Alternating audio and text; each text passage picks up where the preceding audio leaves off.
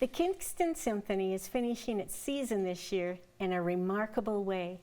Cellist Jeff Hamaker performs with the Kingston Symphony and joins me to tell us more about the Symphony's Ravel Festival taking place at the Isabel Bader Center for the Performing Arts. Welcome, Jeff. Thanks very much, April. It's nice to have you here. I want to find out a lot about what's happening with the Kingston Symphony, especially this final performance, but a little bit about you first.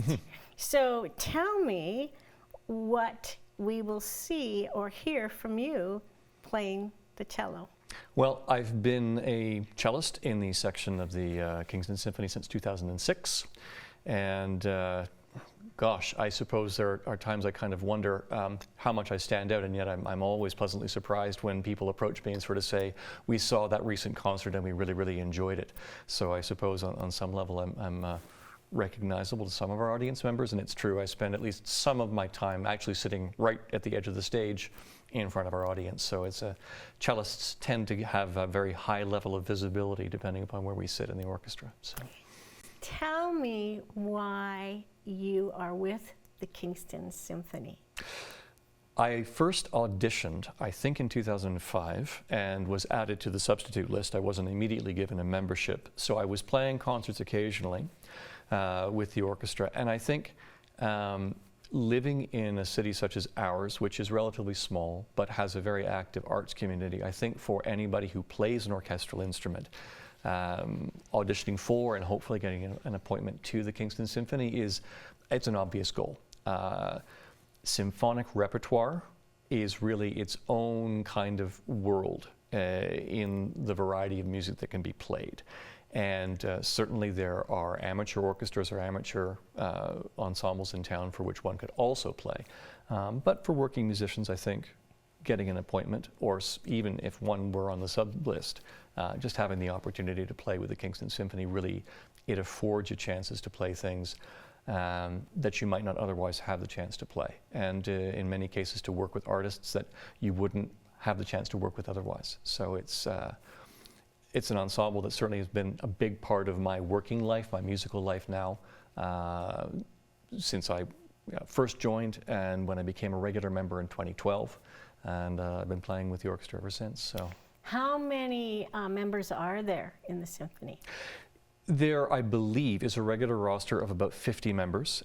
Each concert and the music for each concert will call for different numbers of players. And we can talk a little bit about, for example, for the Ravel Festival, which instruments and therefore which musicians have to be hired. There are some times we've gone on stage with as few as 10 people, for example. Just very, very small groups of people to perform certain repertoire. And other times we will have 60 or 65 people on stage. But I would say that there's a regular cohort of about 50 musicians.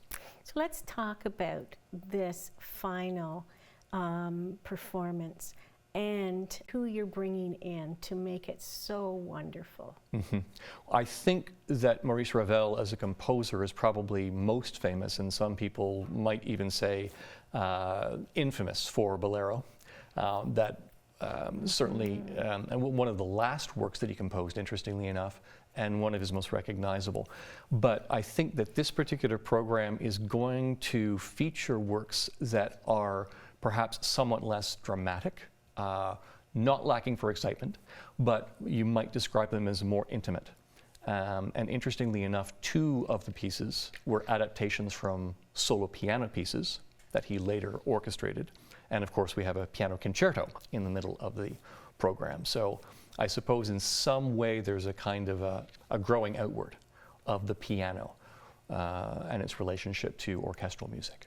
And so are you bringing in someone to do that special piano? Oh, we certainly are. We have Avon Yu, who has been a guest performer with us before, is an extremely talented soloist who plays with an immense amount of energy and a real commitment to how he interprets music. We last had him perform Rachmaninoff's second piano concerto with us a few seasons ago, and it was just jaw-dropping. So it's going to be a real treat to have him come back to play Ravel's concerto in G major.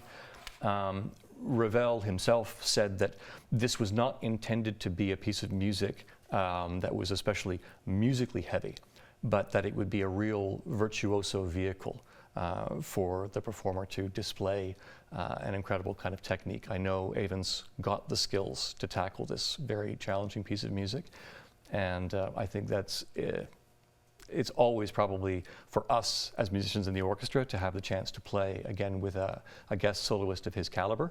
It's very exciting to be on stage with him.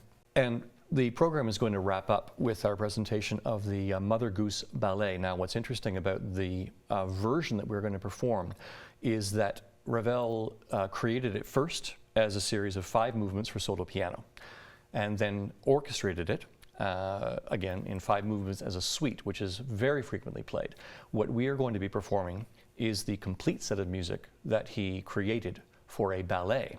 So as kind of the final stage of development for this piece, we are going to be playing everything from start to finish. It's not performed all that frequently by orchestras in a concert setting.